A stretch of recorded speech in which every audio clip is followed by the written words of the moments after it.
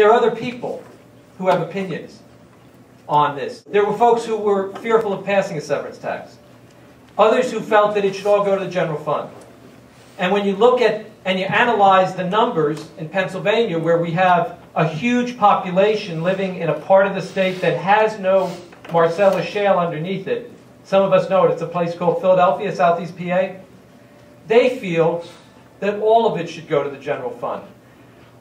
One of the things I learned as a labor organizer was that if you want to negotiate a contract with an employer, you have to solve the problems on the other side.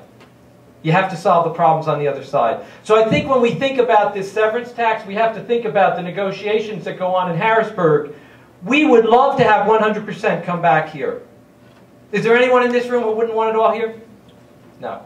And I'll tell you what, they would love to have 100% go to the general fund. But I think that it's important for us not to lose sight of the goal that we're trying to achieve and have the whole thing blow up in smoke. And I'm fearful that sometimes proposals that might expand the bureaucracy or that might create new agencies and so forth, that there might be a tendency to have the whole thing go south on us. I think we've got to keep our eye on the ball. It's important to remember the historical context. When this proposal first came out, the governor had 100% go to the general fund. Why? Well, because if you live near the King of Prussia Mall and you put up with all the traffic, you have a little severance tax there. It's called the sales tax.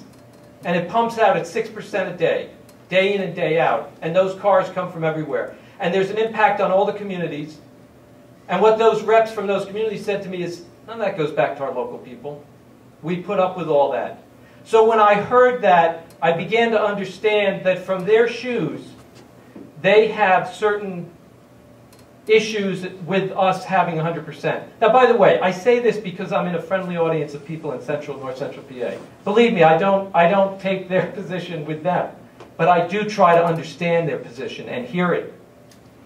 The other thing is that not only do they have the King of Prussia Mall as an example, but if you take the 67 counties in the state, 50% of the revenue for Pennsylvania's general fund comes from 6 counties. The 5 Philadelphia counties and Allegheny County. And I say that again only because we need to educate ourselves. That means the other 61 counties contribute 50% of the revenue. So while we can take a position that is, it has to be this way, but then we might wind having everything go up in smoke. And I think what we tried to do, what Representative Hanna and I tried to do, was take this political context that we heard among our colleagues, who we respect, because after all, they represent and they're elected just like we are. And we tried to fashion a piece of legislation that we thought would solve the concerns they had and at the same time get something passed in the legislature. Because at the end of the day, from my perspective, from Representative Hanna's, I'm sure from Representative Everett's, we want to get the job done. If we're not getting the job done, there's other places we could go during the day, right? Having said that, when the bill first came out, it was 100% to the general fund. Then we began to push, and we've been doing that. Representative Hanna and I have been pushing. We got 90-10, 80-20. Well, the proposal that we put together would take over time and eventually reduce the share to the general fund to 50%. It would put 30% directly to local municipalities and the other 15% to programs that are impacted, have an impact locally, like the Fish and Game, environmental stewardship, and 5% to an environmental disaster relief / economic dislocation fund. What does that mean? Well, we saw with the steel industry what happened in 1980 when the industry collapsed and the plants closed. We had massive unemployment in Williamsport. We had a steel mill closed. We've had massive unemployment. That 5% in our legislation is not only for environmental disasters, but it's for economic disasters. Because in 30 years, this boom may bust. And we may have a lot of people who need retraining. I believe it's prudent to figure out where we're going to be 30 years from now, because 30 years will come quick. Will come quick. Having said that, we now are in a situation, that's House Bill 2579. 2579 is a bill that would basically try to form a compromise between this 80 to the general fund and just leaving 20 locally, and try to find a way to fashion some compromise. I want to tell you that the leadership is looking at two proposals. One is a split that basically would be 80-20. And of that 20, about 8% would go to the local municipalities. Now, in our legislation, 30% would go to the local municipalities. Why did we do that? We did that because we want to empower people on the local level. It's a lot easier if you want to control spending.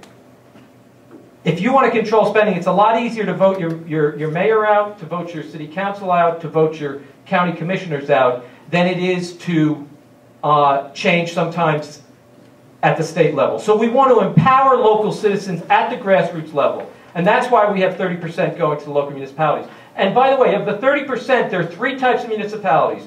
One are municipalities that have gas in them, Wolf Township.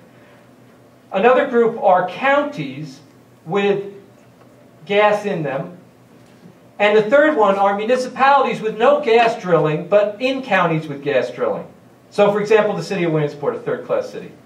And the reason being that in talking to a lot of people, and some of them are in this room, like Jerry Walls and other people like the County Commission Association, they've pointed out to us, to Mike and myself, that this is a regional problem. This is a regional problem. The reason you need to empower citizens on a regional basis is because if you want to control what's happening with the gas industry, you have to recognize that Wolf Township alone is not going to be able to move the mountain. And if you only put money towards those communities like a Wolf Township, you're not going to have the political clout because they don't have many people. You're not going to have the political clout to affect the change. And that's why it's important to empower on a regional basis. And quite frankly, you know, resources, money is part of what goes into wielding power. So I think that it's important for us to educate our citizens about this. You know, I was a little dismayed. There was an editorial in the Sun Gazette a couple of weeks ago that chastised us on this 80-20 split, and I was disappointed because I thought, and I say this because my dear friend Dave is here tonight, but I spoke to them because, you know, it is more complicated than simply an 80-20 split. It's about trying to change in Harrisburg something that could move very quickly into no severance fee at all. And that would be a tragedy for our children, because we know now we have $2 billion worth of environmental cleanup from the coal industry.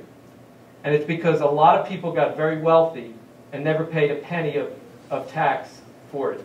The other thing that's important, and then I'll sit down and let others speak, the other thing is to educate our constituents about the fact that this is about tax fairness. It's about tax equity. What do I mean by that? If I have a business building buildings, I'm not allowed to recover my costs within the first 2-3 years. I'd love to do that. I'd love to do that. When I invest $250, $1 million in a building, I'd love to be able to get it back immediately. And there are many businesses that we have in our community, small businesses, where they invest a lot of money. And honestly, can I tell you something? I don't care whether you invest $2,000 into a little sub shop you start or $2 million into a gas well. You should have the same treatment when it comes to the tax laws. Because otherwise what we do is we don't really empower small business, and we don't really practice what we preach. We all preach that we're for businesses growing. We all preach that we're for helping small business. We preach that this is part of the American dream.